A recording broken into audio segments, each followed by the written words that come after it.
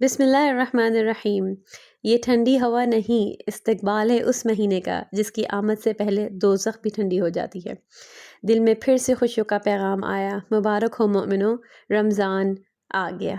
अस्सलामु अलैकुम वरहमतुल्लाहि वबरकातुहू। कैसे हैं आप लोग? उम्मीद करती हूँ आप लोग बिल्कुल ठीक-ठाक खैरियत से होंगे और अपना ख़्याल रख रहे होंगे और जी रमज़ान को भरपूर तरीके से एंजॉय करेंगे और भरपूर तरीके से इबादतें और दुआ करेंगे। तो जी हम कंटिन्यू करते हैं अपने इस वीडियो के पार्ट 3 से। जी, तो लास्ट मैंने आपको बताया था कि आप अपनी जॉब कैसे सिक्योर कर सकते हैं। जॉब और वीज़े का मैं आपको बता चुकी हूँ। जब आपका वीज़ा स्कूल वाले लगा देंगे तो फिर आप अपनी फैमिली को बड़े आराम से स्पॉन्सर कर सकेंगे। अब यहाँ पर हम लेते हैं एक ब्रेक। अब जब आपका वीज़ा आ जाता है ऑफ़ कोर्स आपकी जॉब फ़ौरन स्टार्ट हो जाती है, लेकिन उससे पहले आप ये कर सकते हैं कि आप अपनी जो भी आपके हेड मिस्ट्रेस या जो भी प्रिंसिपल है उनसे बात कर सकते हैं कि जी मैं अपनी जॉब जो है वो 2 हफ़्ते 1 महीने बाद शुरू कर सकती हूँ। या अगर आपके पाकिस्तान में आपके हस्बैंड या आपकी फ़ैमिली आपको सपोर्ट करके पूरा सामान वग़ैरह पैकअप करके आपको भिजवा सकते हैं अपने बच्चों को और हस्बैंड को, तो फिर तो ऐसा हो सकता है। अच्छा, हमने किया ये था कि जब मेरा वीज़ा प्रोसेस होने के लिए चला गया था, तो फिर मैंने अपने हेडमिस्ट्रेस से क्योंकि शुरू की प्रोबेशन पीरियड होता है और ट्रेनिंग भी होती है, तो मैंने उनसे 1 महीने का टाइम लेके वापस पाकिस्तान चली गई थी। लेकिन यहाँ से मेरे बच्चों का और हस्बैंड का वीज़ा ऑलरेडी निकल चुका था। तो मैंने यहाँ से पाकिस्तान की फ़्लाइट ली क्योंकि माशाल्लाह हम लोग आपको पता है रेंट के घर पे थे तो पूरा वाइंड अप करके आना था। लेकिन वो लोग जिनका अपना घर है या वो लोग जो ससुराल के साथ रहते हैं, तो वो अपना सारा साज़ो-सामान उसी तरीके से रख के जो इमीडिएट चीज़ें हैं पहनने वाली हैं या जो इमीडिएट आपका सामान है, आपकी डिग्रीज़ हैं, आपके डॉक्यूमेंट्स हैं, वो चीज़ें आप पैक करके आप आ सकते हैं। लेकिन क्योंकि मेरे साथ ऐसा मुमकिन नहीं था, तो मुझे जो है पूरा पाकिस्तान वापस जाना पड़ा और पूरे घर को वाइंड अप करना पड़ा। ज़रूरत का सामान काफ़ी ज़्यादा था क्योंकि आपको पता है घर पूरा बंद करना पड़ा। काफ़ी चीज़ें हमने सेल की। कुछ लोग ऐसे हैं जिनकी कंपनीज़ हैं जो आपका पूरा सामान आके एनालाइज़ करके आपको एक अमाउंट दे देती हैं कि जी ये पूरा सामान आपका इतने का पड़ेगा और वो आपको आपसे ख़रीद के ले जाती हैं। बाकी काफ़ी सामान मैंने बेच दिया था और काफ़ी सामान कुछ जो था जैसे इमीडिएट यूज़ करने के बर्तन, जूते, कपड़े, सर्दियों के कपड़े, गर्मियों के कपड़े, बच्चों के बैग, स्कूल बैग्स वग़ैरह जो भी हमारी चीज़ें होती हैं, मेकअप, ज्वेलरी वग़ैरह, बैग्स वैग्स वग़ैरह, वो सब हमने कार्गो कराया था और कार्गो हमने कराया था स्काईनेट के थ्रू जिसका हमें रेट बहुत अच्छा मिला था। उसकी भी डिटेल मैं आपको अपने डिस्क्रिप्शन बॉक्स में डाल दूँगी। फिर उसके बाद ये है कि आपने डॉक्यूमेंट्स कौन-कौन से लेने हैं।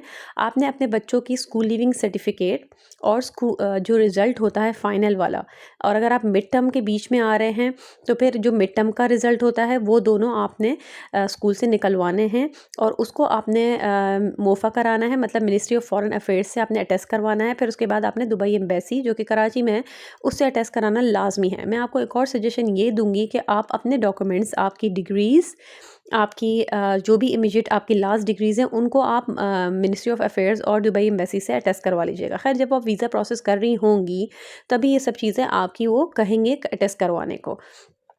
तो आप ये सब चीज़ें जाने से पहले, विज़िट पे जाने से पहले ही आप ये चीज़ें करा के लेके जाइएगा। ठीक है जी?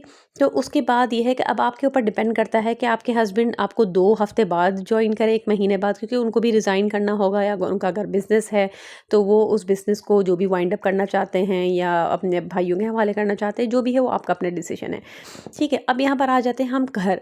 घर आपने जो है किस तरह से सर्च करना है? घर सर्च करने के लिए मैं अगेन डिस्क्रिप्शन बॉक्स में बहुत सारे रियल एस्टेट वालों का, ओनर्स का नाम लिख दूँगी और बहुत सारे फ़ेसबुक पे पेजेज़ हैं जहाँ से आप घर देख सकती हैं। और अगर आप यहीं मौजूद हैं तो मैं आपको यही कहूँगी कि आप पाकिस्तान जाने से पहले या बच्चों को, हस्बैंड को बुलाने से पहले आप घर देख लें और घर का जो किराया है आप वही देखिएगा जिसमें बिजली, पानी सब इंक्लूडेड हो। अच्छा, मैं आपको ये नहीं कहूँगी कि आप चेक वाला सिस्टम अपनाएँ, क्योंकि चेक वाले सिस्टम में होता है कि यहाँ पर फिर आपको 6-6 महीनों का चेक या 4-4 महीनों का चेक एक-एक साथ देना पड़ता है, जो कि बहुत ज़्यादा एक्सपेंसिव पड़ जाता है। फिर उसमें कॉन्ट्रैक्ट साइनिंग होती है, वो भी बहुत एक्सपेंसिव पड़ जाता है। तो आप वो वाले अपार्टमेंट्स देखिएगा जिसमें हर महीने का रेंट जाता है, जैसे कि पाकिस्तान में। इसमें ना ही कोई कॉन्ट्रैक्ट होता है और ना ही कोई ऐसी बात होती है, सिर्फ़ डिपॉज़िट जाता है और कमीशन जाता है। अब हमने जो घर लिया है वो है 2 कमरों का और 1 हॉल, क्योंकि मेरी फैमिली बड़ी थी इस वज़ह से मुझे 2 कमरे कमरे लेने थे जिसमें 3 बाथरूम हो। तो ये हमें जो है रेंट पड़ा है 2500 का। इसमें बिजली, इलेक्ट्रिसिटी, पानी का बिल सेपरेट आता है। तो टोटल हमें सब कुछ मिला-विला के हर महीने का हमारा खर्चा 3100 से 3200 तक का हो सकता है।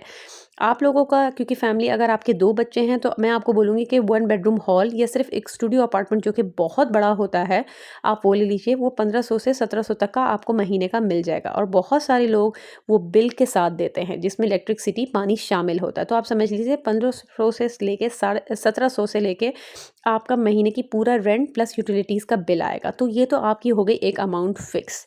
इसमें फिर आप एडिशनल आप लगा दें 200 इंटरनेट के। अगेन बहुत सारे लोग जो है वो जो भी रेंट आपसे लेंगे उसमें इलेक्ट्रिसिटी, पानी और इंटरनेट सब साथ होता है। अब आप समझ लें अगर आपने 1500 का एक स्टूडियो अपार्टमेंट ले लिया है विद 2 किड्स, उसमें एक बाथरूम होता है, किचन है, बहुत बड़ा हॉल होता है और आप आराम से जो है बेड्स वगैरह लगा सकते हैं, बंक बेड डाल सकते हैं। तो ये आप आराम से जो है वो इसको रेंट आउट कर सकते हैं। तो अब आपके महीने का खर्चा जो है 1500 लेके 1700 तक का ये फ़िक्स हो गया। अब अगर आपकी सैलरी 3000 है तो आप इसमें से 1500 निकाल लें, ठीक है? फिर अगेन आप क्योंकि छोटी फैमिली है तो आपका बहुत खींच-खिचा के 500 में पूरी महीने से 2 महीने की ग्रॉसरी आ सकती है। जी हाँ, तभी आपके पास 1000 दिरहम रह जाएँगे। अब अगर आप अकेले जो है वो दूसरे कुछ एक्सपेंसेस होते हैं स्टार्टिंग में, स्कूलिंग की फ़ीस वगैरह होती है।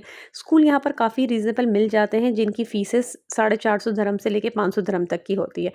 लेकिन यहाँ पर अब आप आते हैं आपके हस्बैंड। अब आपके हस्बैंड जब यहाँ पर आ जाएँ तो वो भी जॉब सर्च करें ताकि जब आप बच्चों की स्कूल्स में एडमिशन करवाएँ तब आप दोनों हस्बैंड एंड वाइफ मिलके इस पूरे घर को सपोर्ट कर सकें।